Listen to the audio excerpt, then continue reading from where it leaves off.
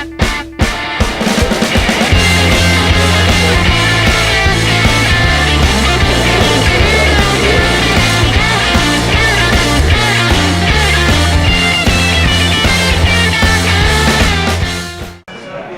this is Duncan Wilkie for Players Television.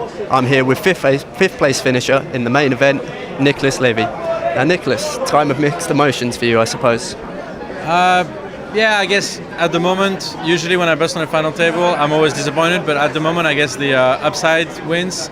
I started the final table with the second shortest stack, barely enough to survive a few rounds, and I had things going for me. I didn't even expect, I didn't start thinking I was going to lose, but I didn't even know if I would have an occasion to show what I could do. I didn't know if I had an occasion to give them a run for their money, and I think I did that.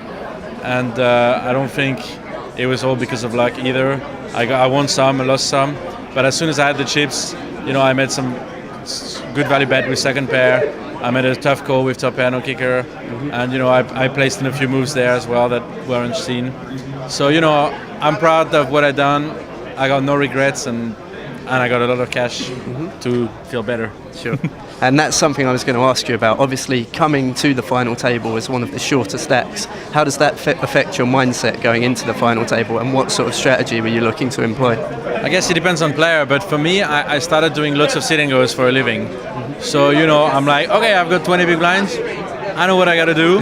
Sure. And, whatever happens, happens. So it wasn't particularly stressful. I slept well. I was like, tomorrow I got nothing to lose. And going in with a big stack is more difficult. You have some sort of responsibility to do well. And you could see that today. The more tense faces were the ones that felt like they had everything to lose. So in a way, having a shorter stack took the pressure off you coming into the table. Exactly. It's not like it's better. I wish I had a big stack, obviously. But what I'm trying to say is that exactly, I didn't feel any pressure. And I actually started feeling more pressure when I was getting bigger, because now I'm like, okay, now I can really start thinking about the prize pool and how far I can go, and the bracelet, obviously. And there's two big flips that could push me into a zone where I don't need to gamble anymore, and they didn't come this time.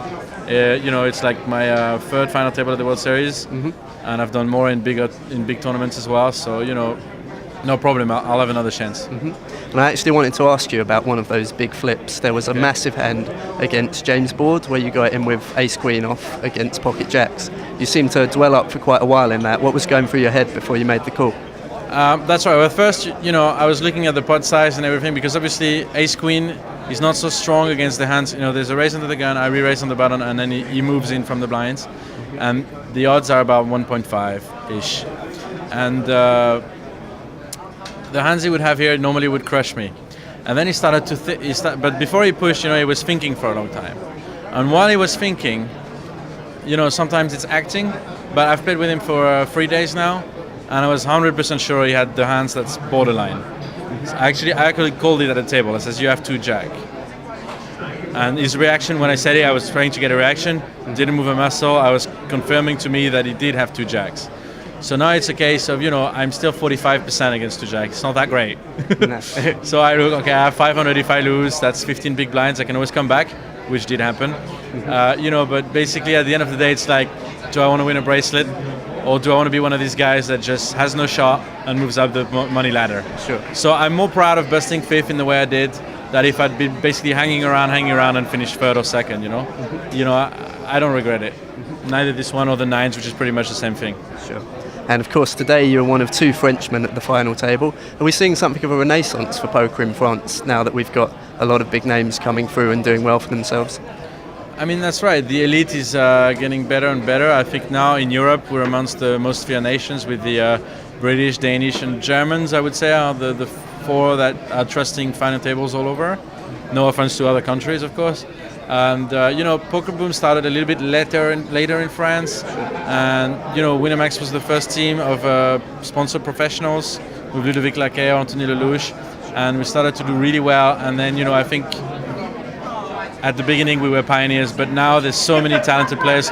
We have to fight to keep our spots as like recognized French players. Not that it's international fame, but people consider us to be examples, I guess. Sorry, I find it still tough to say that. Yeah. But actually, I'm the one that has to be careful when the young guns arrive. Like today, you just saw Lockstar, which is one of the younger guns that really has a big game.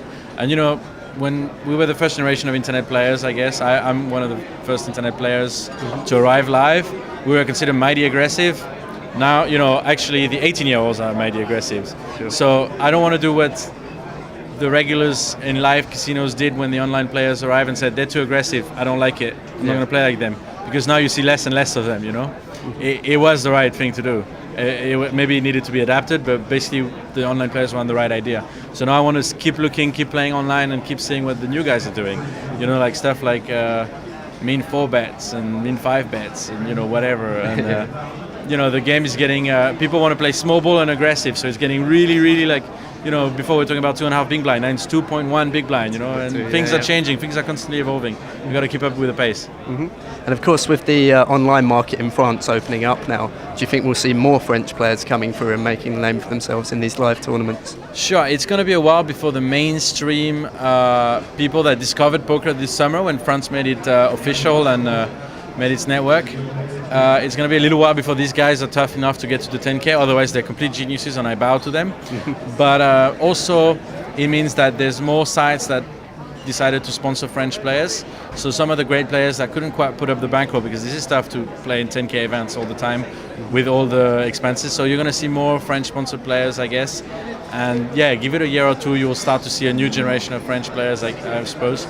And yeah, for sure, French is catching up fast. We started poker a little bit later, 2 years later than England, for example, and it's catching up fast. Okay, and one last question. I see you're rocking the top hat today, and you've had a few fans on the rail that were doing similar. How important was it to you having their support today? Yeah, support is great, and it wasn't just the people live. It was people on Facebook, people on Twitter, people on the big forum for the poker site I'm sponsored with, where One Poker is the forum.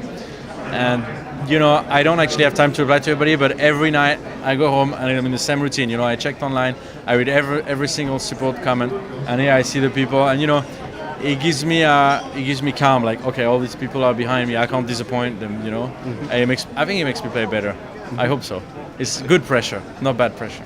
Well, you certainly didn't disappoint them today. Congratulations, Nicolas. Thanks very much. Cheers. Thank you. Thank you. Cheers, guys.